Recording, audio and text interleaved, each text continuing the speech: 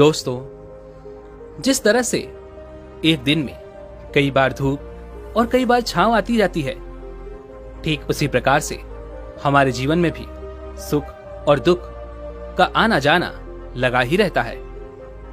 लेकिन हमारा ध्यान केवल दुखों पर होता है और हमें ऐसा प्रतीत होता है कि हमारे जीवन में केवल दुख ही हैं। लेकिन अगर वास्तविकता देखी जाए तो हमें यह पता चलेगा कि वास्तविक तौर पर हमारे जीवन में केवल एक ही दुख है। लेकिन वो कौन सा दुख है जिसके कारण हम हमेशा दुखी रहते हैं, परेशान रहते हैं, चिंतित रहते हैं? वो एकमात्र दुख क्या है? चलिए इसे आज की बौद्ध कहानी के माध्यम से समझते हैं और यह भी जानने का प्रयास करते हैं कि आखिर उसका समाधान क्या है और अपने दुख को नियंत्रित करने के लिए हम क्या कर सकते हैं। बहुत समय पहले की बात है। एक छोटा सा राज्य था। उस राज्य में एक व्यापारी रहता था जो बहुत अमीर था, जिसके पास किसी चीज की कोई कमी नहीं थी। उसके पास वो सारी सुख सुविधाएं थी जो वह चाहता था। उसका एक पुत्र भी था जो अब युवा हो चुका था। उस व्यापारी के पुत्र ने अब तक अपने जीवन में कोई दुख नहीं देखा था। जो भी वह चाहता था वो व्यापारी उसे सब कुछ लाकर दे देता था, जिस कारण उसने अपने जीवन में किसी प्रकार के दुख का अनुभव अब तक नहीं किया था। उस व्यापारी के पुत्र के कई सारे मित्र भी थे। उसके पास अथाह संपत्ति थी, धन दौलत की उसके पास कोई कमी नहीं थी। लेकिन एक दिन अचानक वह व्यापारी बीमार पड़ गया और देखते ही देखते उसकी बीमारी ने उस पर पूरी तरह से पकड़ बना ली थी। वह व्यापारी अपने जीवन की आखिरी सांसें गिन रहा था। अब उस व्यापारी को यह प्रतीत होने लगा था कि अब वह नहीं बच पाएगा। उसका अंतिम समय आ चुका है। इसलिए उसने अपने पुत्र को अपने पास बुलाया और उससे कहा, बेटा, तुमने आज तक केवल सुख ही देखा है। तुम्हें जो कुछ चाहिए था वो मैंने सब कुछ तुम्हें ला कर दिया, इसलिए तुमने आज तक दुख का अनुभव नहीं किया। दुख क्या होता है ये तुम्हें पता तक नहीं, और इसी बात की चिंता मुझे खाए जा रही है कि जब तुम्हारे पर दुखों के बादल मंडराएंगे तो तुम सह नहीं पाओगे। इसलिए आज मैंने तुम्हें यहां पर बुलाया है। मैं बस आखिरी समय पर तुमसे यह कहना चाहता हूं कि तुम सावधान रहना। मेरी मृत्यु के बाद तुम्हारे अपने ही तुम्हारे दुखों का कारण बन जाएंगे। इतना कहकर वह व्यापारी मृत्यु को प्राप्त हो गया। उस व्यापारी का पुत्र अपने पिता की मृत्यु पर बहुत दुखी था। वह रो रहा था। तभी उसके पास उसका एक मित्र आया और वह उसे समझाते हुए कहता है, मित्र, तुम रो क्यों रहे हो? तुम्हारा पिता ही मरा है, लेकिन तुम्हारे पास तो अब भी ये सारी धन दौलत है, ये सारी संपदा है, ये सारी संपत्ति तुम्हारी ही तो है। अब तो तुम उन चीजों का भी आनंद ले सकते हो जिनका आनंद तुम अपने पिता के रहते नहीं ले पाए। अपने मित्र की यह बात सुनकर वह बड़ा प्रसन्न हुआ और उसे भी इस बात का एहसास हो चुका था कि उसके पास अथाह संपत्ति है, धन है, दौलत है, जिसकी मदद से वह अपना जीवन खुशी खुशी बिता सकता है। लेकिन इसी धन संपदा के कारण वह अब बुरी आदतों का शिकार भी हो चुका था। वह वैश्यालय जाने लगा था। उसे हर प्रकार का नशा करने की आदत लग चुकी थी। जहां उसका मन करता वो वहां चला जाता। जब भी उसका मन करता वो किसी को भी अपने घर बुला लेता, फिर चाहे दिन हो या रात। जो भी उसका मन करता वो खरीद लेता, क्योंकि उसके पास अथाह संपत्ति थी। और तो और उसके पिता का सारा व्यापार भी अब उसी के हाथों में था और अब वो बहुत खुश था। वो अपने जीवन को अपनी मर्जी के हिसाब से जी रहा था। एक दिन उसके मन में ख्याल आया कि पिता ने मुझे बेवजह ही डरा दिया कि लोग मेरा फायदा उठाएंगे, मेरे दुश्मन बन जाएंगे, मेरे दुखों का कारण बन जाएंगे। लेकिन अब तो मैं और भी मजे से जी रहा हूं। मेरे सुख के दिन तो अब आए हैं। मैं आज तक जो नहीं कर पाया था वो सब करने में अब मैं सक्षम हूं। यह सब सोचकर उसकी खुशी का कोई ठिकाना नहीं था। वो बहुत खुश था। तभी एक दिन उस राज्य में एक बहुत बड़ा मंदिर का निर्माण हो रहा था और उस मंदिर के निर्माण के समय पर एक घोषणा करवाई गई कि जो भी इस मंदिर के लिए सबसे अधिक दान देगा उसका नाम उस मंदिर के एक पत्थर पर स्वर्ण अक्षरों में लिखा जाएगा। जब उसके मित्र ने यह बात सुनी तो वह दौड़ा दौड़ा उसके पास आया और उसे सारी बात बता दी। तब उस व्यापारी के पुत्र ने यह तय किया कि वह मंदिर को सबसे बड़ा दान देगा और उसने ऐसा ही किया और साथ ही यह भी निश्चित हो गया कि उसका नाम उस मंदिर के एक पत्थर पर स्वर्ण अक्षरों में लिखा जाएगा। लेकिन जब वह दान देकर वापस घर की ओर लौट रहा था तो रास्ते में उसे एक साधु मिले जो भोजन की याचना कर रहे थे। इस पर वह घमंडी व्यापारी का पुत्र कहता है, तुम जैसे लोग केवल 2 वक्त की रोटी के लिए हमेशा चिल्लाते रहते हो। पता नहीं तुम लोग कहां से आ जाते हो और भगवान तुम लोगों को पैदा ही क्यों करता है। तुम लोग गंदगी हो, तुम लोग दुख हो, तुम्हें जीने का कोई हक नहीं। केवल अपना पेट भरने के लिए 2 वक्त की रोटी के लिए तुम किसी के सामने भी झुक जाते हो। यदि झुकना ही है तो उस ईश्वर के सामने झुको, शायद वह तुम्हारी गलतियों को माफ कर दे और तुम्हें एक अच्छा जीवन प्रदान करे। हो सकता है वह तुम्हें भोजन भी दे दे। वो लड़का उन साधु को खरी खोटी सुनाकर वहां से चला गया। धीरे धीरे उस लड़के के पास उसके मित्रों, सहयोगियों और रिश्तेदारों की संख्या बढ़ने लगी। अब हर कोई उससे बिना पूछे कोई काम नहीं करता था। हर चीज में उसी से पूछा जाता था, जिस कारण उस लड़के को लगने लगा था कि अब मेरे बिना कोई काम नहीं हो सकता, जो भी हूं मैं ही हूं। जिस कारण उस लड़के का अहंकार अब 7वें आसमान पर था। सभी लोगों ने उसका मन जीत लिया था। सब लोग उसके विश्वास पात्र बन चुके थे। उस लड़के के पास अपार धन था, जिस कारण सब उससे जुड़े हुए थे। लेकिन यह बात उस लड़के को समझ नहीं आ रही थी। सभी लोग विश्वास के नाम पर अब उस लड़के से धन उधार लेने लगे थे और वह भी खुशी खुशी लोगों को धन उधार में दे दिया करता है। जो कोई उससे धन उधार लेने आता, वह जितना मांगता वो उससे ज्यादा ही उन्हें दिया करता, क्योंकि वह सभी के नजरों में अपने आप को साबित करना चाहता था। वह अपने आप को महान दिखाना चाहता था। लेकिन धीरे धीरे उसकी बुरी आदतों के कारण अब उसका व्यापार चौपट होने लगा था। देखते ही देखते एक दिन व्यापार में उसे बहुत बड़ा घाटा हुआ। उसका पूरा व्यापार कर्ज में डूब गया। अब वह बहुत परेशान हो चुका था, बहुत चिंतित हो चुका था। उसे यह समझ नहीं आ रहा था कि आखिर यह सब क्या हुआ। मेरे पास तो कुछ समय पहले अपार धन था और आज मेरे ऊपर बहुत बड़ा कर्जा है जिसे मुझे चुकाना ही होगा। तभी उसे वो उधार दिया हुआ धन याद आया जो उसने अपने मित्रों और सहयोगियों को दिया था, अपने रिश्तेदारों को दिया था। उसने सभी से वो अपना दिया हुआ कर्ज वापस मांगना शुरू किया, लेकिन किसी ने भी उसका दिया हुआ कर्ज उसे वापस नहीं दिया, बल्कि लोगों ने उसे धुतकार कर वहां से भगा दिया। वह एक एक करके सभी के पास गया, लेकिन किसी ने उसकी कोई मदद नहीं की। देखते ही देखते उसका सब कुछ बिक गया।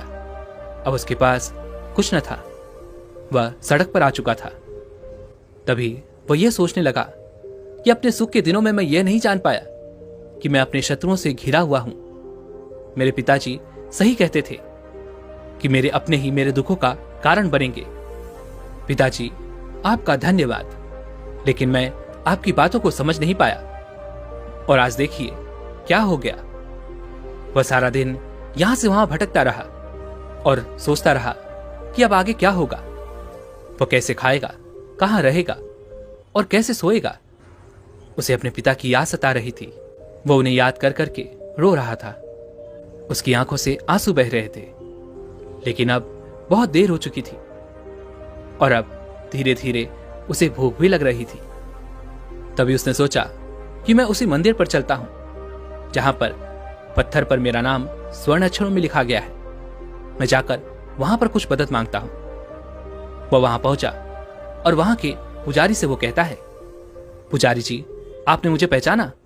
मैं वही हूं जिसने इस मंदिर को सबसे बड़ा दान दिया है और मेरा नाम इस मंदिर के पत्थर पर स्वर्ण अक्षरों में लिखा गया है।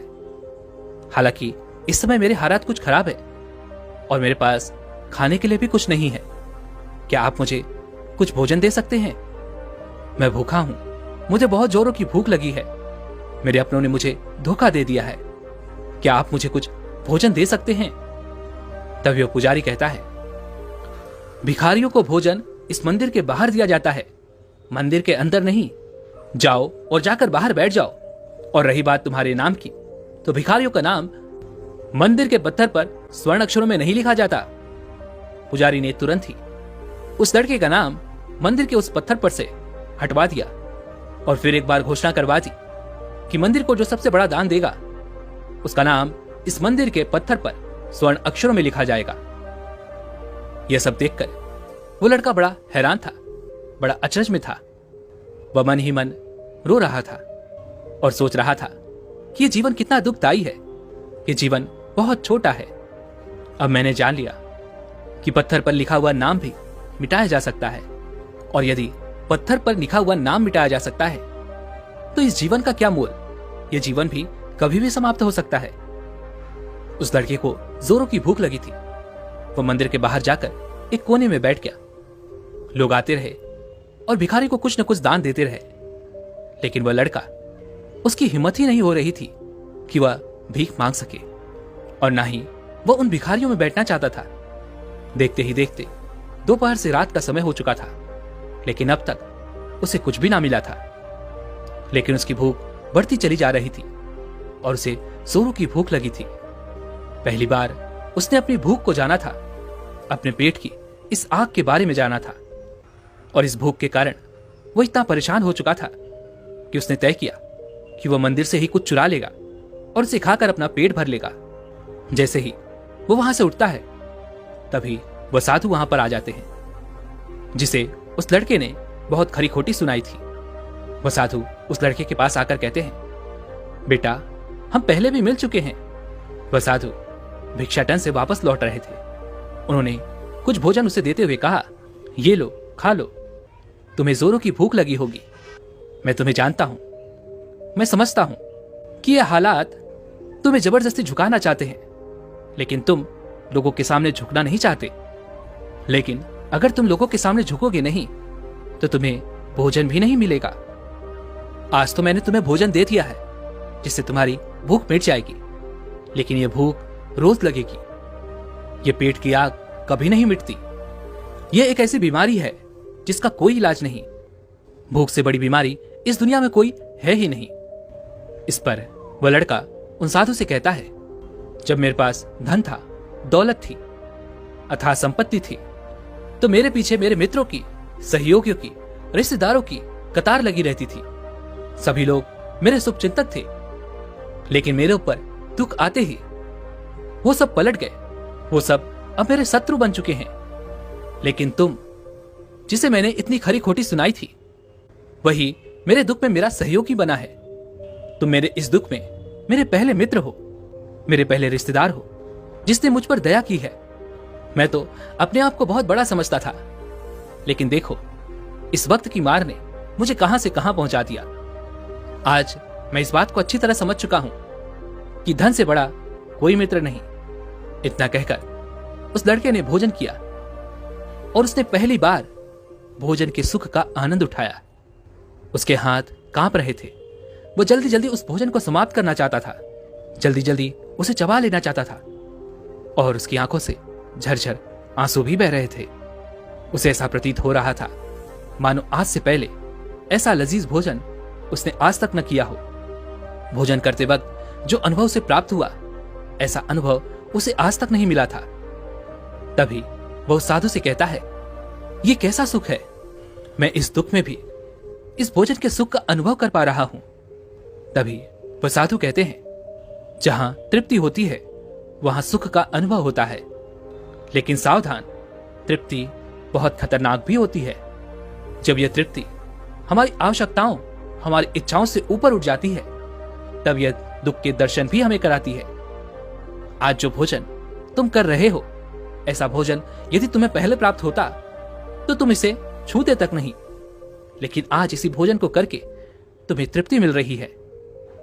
लेकिन जब तुम्हारे पास धन था, दौलत थी, तब तुमने इससे भी अच्छा भोजन किया होगा, लेकिन तब तुम्हें तृप्ति नहीं मिली होगी, वह सुख प्राप्त नहीं हुआ होगा जो तुम आज अनुभव कर रहे हो।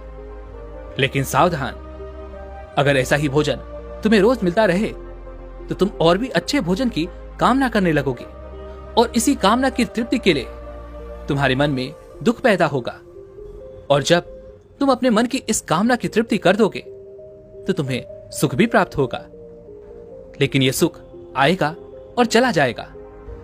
और जब तुम्हारे जीवन में इसी प्रकार के भोजन हमेशा आते रहेंगे और जाते रहेंगे तो तुम किसी और कामना, किसी और इच्छा की ओर आगे बढ़ने लगोगे। तब तुम किसी और इच्छा की पूर्ति करना चाहोगे, तुम किसी और इच्छा की तृप्ति करना चाहोगे, और जब वो इच्छा पूरी नहीं होगी, जब तुम्हें तृप्ति नहीं मिलेगी तो तुम्हें दुख होगा, तकलीफ होगी, पीड़ा होगी, और यह श्रृंखला ऐसे ही आगे बढ़ती चली जाएगी। तुम हमेशा सुख के पीछे भागोगे, लेकिन दुख तुम्हारे पीछे यूं ही भागता रहेगा। तुम सुख को पकड़ना चाहोगे, दुख तुम्हें पकड़ना चाहेगा।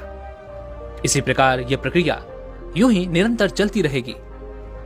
तभी वह साधु अपने थैले में से एक सोने की थैली निकालकर उस लड़के के हाथ पर रख देता है। तभी वह लड़का उस साधु से कहता है, हे महाराज, आपके पास इतना धन कहां से आया? आप तो एक वैरागी हैं। तभी वह साधु उस लड़के से कहता है, ये धन तुम्हारा ही है। उस दिन जब तुम मुझे खरी खोटी सुनाकर अपने घर की ओर आगे बढ़ रहे थे, तभी तुम्हारी जेब से यह सोने के सिक्कों से भरा हुआ थैला नीचे गिर पड़ा, और मैंने इसे उठाकर अपने पास रख लिया, ये सोचकर कि जब तुम मुझे मिलोगे तब मैं इसे तुम्हें लौटा दूंगा। लेकिन उस दिन के बाद से आज तुम मुझे मिले हो, इसलिए मैं तुम्हें इसे लौटा रहा हूं। ले लो, ये तुम्हारा ही है। इस पर वह लड़का कहता है, हे महाराज, इसी धन के लिए तो मुझे मेरे मित्रों ने, मेरे सहयोगियों ने, यहां तक कि मेरे रिश्तेदारों ने भी मुझे धोखा दिया, लेकिन आप वो पहले शख्स हैं जो मुझे ये धन लौटा रहे हैं। और वहीं पर जो मैंने धन, जो कर्ज मैंने अपने मित्रों, अपने सहयोगी, अपने रिश्तेदारों को दिया था, अपने बुरे समय पर जब मैंने उनसे वो मांगा तो उन सभी ने वो धन देने से मुझे मना कर दिया। कईयों ने तो मुझे खरी खोटी सुनाकर अपने घर से धक्के मारकर निकलवा दिया। लेकिन आप महाराज वो पहले शख्स हैं जिन्होंने मेरे इस बुरे समय पर मेरा साथ दिया है, मेरा धन मुझे वापस लौटाया है। मैं आपकी सहायता के लिए आपका आभारी हूं। मैं इस धन से अपना व्यापार फिर से शुरू करूंगा और उस व्यापार को नई ऊंचाइयों तक ले जाऊंगा। तभी वो साधु उस लड़के से कहते हैं, हमें कोई दुख नहीं देता, बल्कि दुख के कारण तो हम स्वयं ही होते हैं।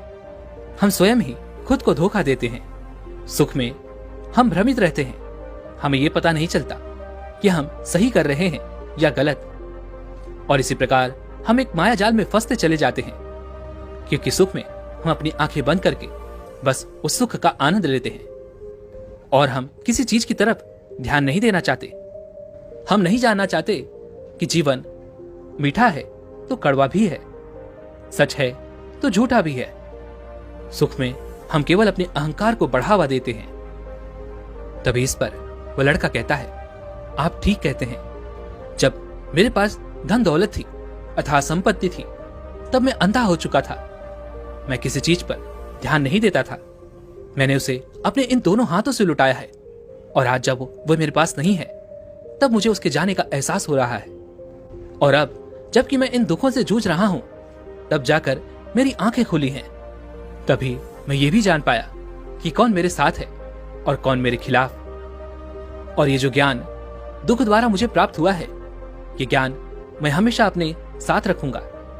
अपने सुख में भी अब से अपनी आंखें खुली रखूंगा। दोस्तों, मानव शरीर में बहुत ऊर्जा है, बहुत शक्ति है, पर हम उन्हें बेकार की चीजों में यूं ही व्यर्थ कर देते हैं, बेकार के कामों में लगा देते हैं, जिससे हमारा पूरा जीवन यूं ही व्यर्थ हो जाता है। हम में से अधिकांश लोग हमेशा अपने आप को कोसते होंगे, उस ऊपर वाले को यह दोष देते होंगे कि आखिर मैं इतना दुखी क्यों हूं। और हमें से अधिकांश लोगों के मन में यह सवाल तो उठता ही होगा, पर इसका जवाब बड़ा सीधा और सरल है, क्योंकि वो परमात्मा चाहता है कि हम उस दुख का अनुभव करें। वो परमात्मा हमें उस परम दुख तक ले जाना चाहते हैं जहां पर हमें यह पता चल सके कि इंसानी आत्मा का असली दुख क्या है। और वह दुख है अपने आप को ना पहचान पाना, अपनी शक्तियों को ना पहचान पाना, अपने आप को ना जान पाना, अपने आप को इकट्ठा ना कर पाना, अपने आप को नियंत्रित ना कर पाना।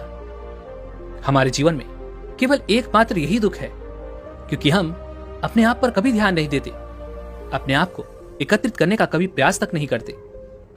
लेकिन इस दुख को ना देखकर हम बाकी के इधर उधर के दुख को देखकर हमेशा चिंतित रहते हैं, परेशान रहते हैं और अपना पूरा ध्यान उन्हीं दुखों पर लगाए रहते हैं। लेकिन जो वास्तविक दुख है, इस पर हमारा ध्यान कभी जाता ही नहीं।